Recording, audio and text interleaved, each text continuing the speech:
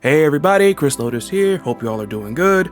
Just wanted to throw in my 2 cents on this before it's far too late to really even talk about it. Might get some new developments along the way. But as I'm sure all of you, if not most, know, last week we got the news that Guilty Gear Strive's release date has been pushed back. And my thoughts on this are probably not too different from anybody else that you might watch. It's a tad bit heartbreaking, but I'm not completely broken up about it. It's clear that Ishiwatari and company have been insistent on making this game the best it can possibly be. They've listened to us about implementing rollback netcode, and they're clearly listening to the feedback from fans, especially with the lobbies. Additionally,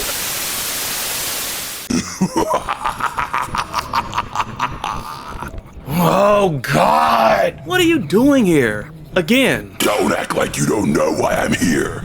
I'm here to call you out on your bull. What are you talking about? Don't act stupid with me. No, seriously, what are you talking about? Ooh, I'm not too broken up about Guilty Gear Strive being pushed back. They need more time to polish it up, and they're listening to the fans. But yet you and everybody else kept bullying SNK when they pushed back their trailer, and you got mad about a Shune trailer. There have been 7 trailers after that one, and they've all been great. And yet, you're still mad about what I said about the Shune trailer? Yes, I am! Because you and all these FGC YouTubers are freaking toxic! You're bullies! You're freaking hypocrites! And like I just said, the past 7 trailers have been... whatever. Anyways, not even talking about that, we're talking about Strive. Additionally, they announced the pushback fairly early as opposed to a week or even the day before. In the recent Anji, Mito, and Ino stream, there was even talk about the possibility of a second open beta test period. I would be all for that. On top of that, have the beta period be the week of the original release date. That'd be really cool. Anyone who is upset about this needs to think about fighting games like Street Fighter Cross Tekken and Street Fighter V. These 2 games were total rush jobs, and it wasn't a good look. Street Fighter Cross Tekken got it worse, seeing that while the game got better, it got better too late. Shoutouts to those that still heard there's a Discord somewhere where they're still keeping it alive. If that's true, big ups to y'all, that's really cool. I do not want Strive to be bad on launch and get good too late. I don't want that. Overall, I'm not feeling too sad or upset about this announcement. I'd much rather they take their time, make sure everything is the best that it can be, rather than just rush it out there. Speaking of making things the best they can be, Giovanna! I'm so sorry I didn't save any match footage of me playing her because me and Cheshire Cat, who if some of you don't know, helped me with a couple of videos on this channel, particularly the Omen of Sorrow tutorials, so shoutouts to him. We played a lot of Giovanna. I mean, we played our mains, like he likes Ramlethal, I like Ramlethal, and I play Potemkin as well, and even Soul Bad Guy. But Giovanna. Granted, I really didn't react to all the trailers like I'm doing with KOF 15. That is no shade on Strive because I pre-ordered it and I had a lot of fun playing it. But there is something interesting that I do remember when they started to reveal characters. And that is, of course, Giovanna got revealed, and I remember everybody for the most part was in love with her. Myself included, but KOF 15 caught my attention and I dedicated so much time to doing the predictions and the trailers that y'all know what I'm talking about. But the thing I want to talk about is the completely opposite reaction to her when the beta was out. And that was basically naming her as the most boring character in the game. What? Now, I could sit right here and just talk about how much I'm in love with this character. Like, it's not even just the design. I mean, she looks great, but her brand of Rushdown, I think, was actually pretty good. I can agree with some of the detractors when they talk about her moveset. I've heard detractors liken her to... What the? Here we go again. More hypocrisy. What's your problem now? How in the world could you praise this freaking character then? You're such a freaking stupid simp. You can see clearly she's a total ripoff of Vanessa from KOF. Again, you have a bias against SNK. Just admit it already. I'm not gonna deny... So you admit it? I was going to say that I'm not going to deny that they look alike, but they play nothing alike. Yeah. You are so naive. I can see straight through this there. All Arxis did was they took a character and designed her just like the original Vanessa, that is, and knowing that she uses punches, they made a character solely around using kicks. Look at you, you're such a naive sucker then. Oh, it's very bad because they made it alike, but they play nothing alike. I can see through all of what they're doing over there at Arxis. You will not fool me! What the? You will not fool me, Arxis! I'm onto you! You can trick these clowns, but you can't trick me!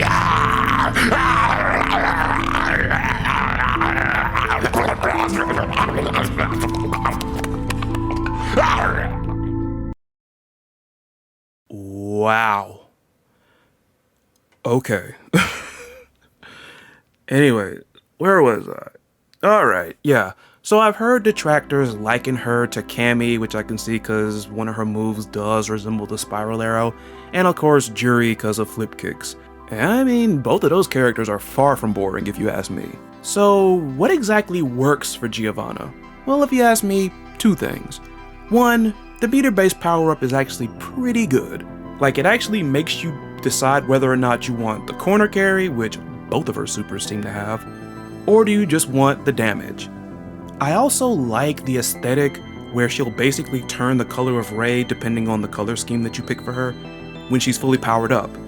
I think it's a nice little touch, and on top of that, it might give opponents like an easier way to like know when she's fully powered up or not. I like that. That's cool. Number two, simply put, she's simple but effective. She has high damage output and, I'll say it again, crazy corner carry potential. So, how do we improve Giovanna? Well, in the words of one of my favorite YouTubers, let me have a go.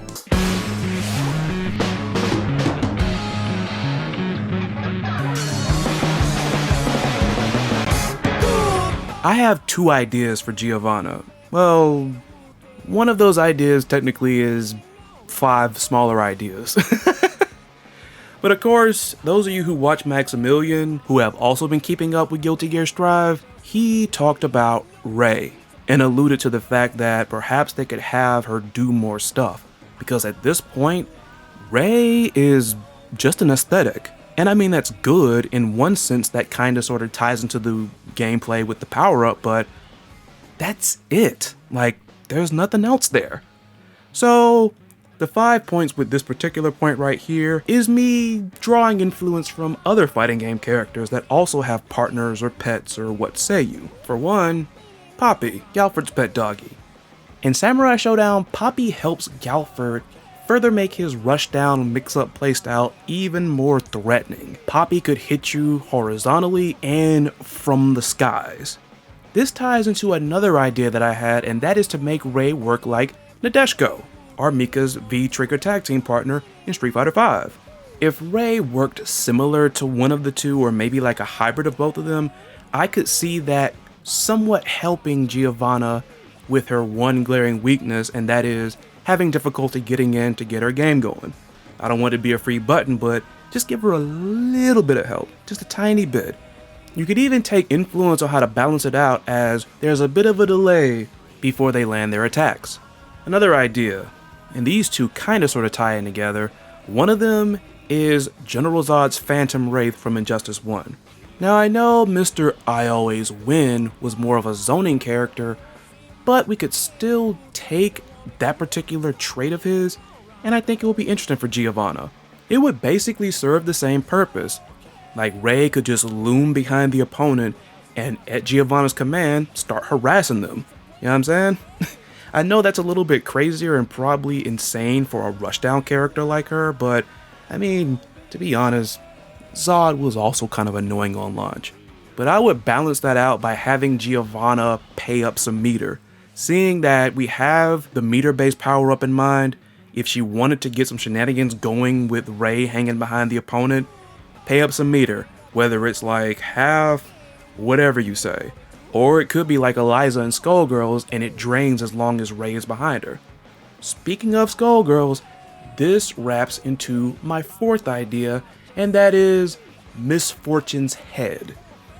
Now, it's funny because I mentioned Eliza, but she could also apply here too with the trade-off, but I'll get to that in a minute. Anyways, if you don't know, Miss Fortune and Skullgirls could at will detach her own head and throw it at you like a projectile, and it would stay on the ground and move around at the command of Miss Fortune herself.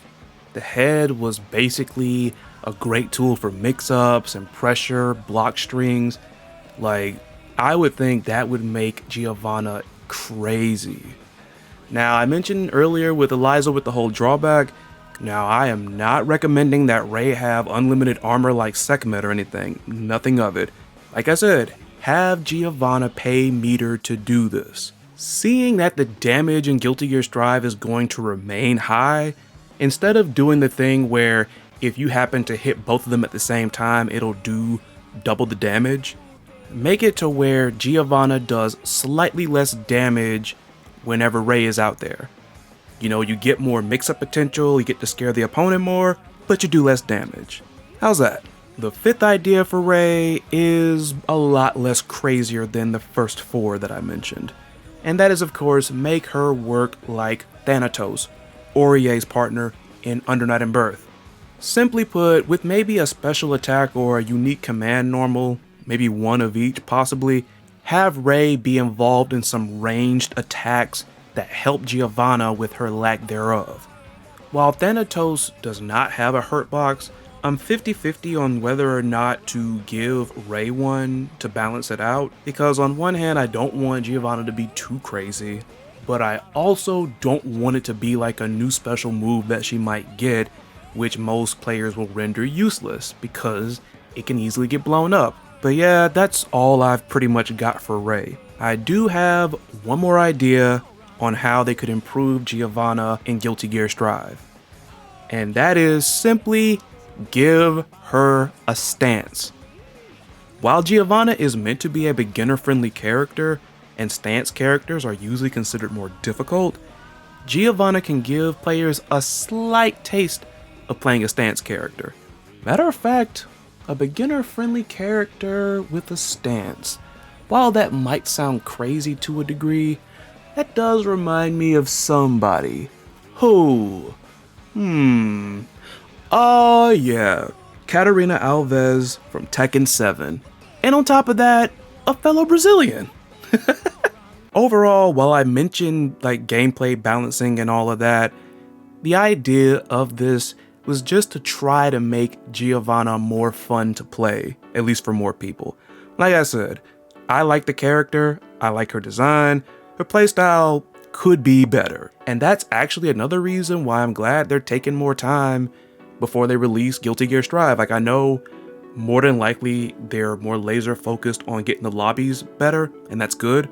But I also hope they do, at the very least, give Giovanna a little something else to work with.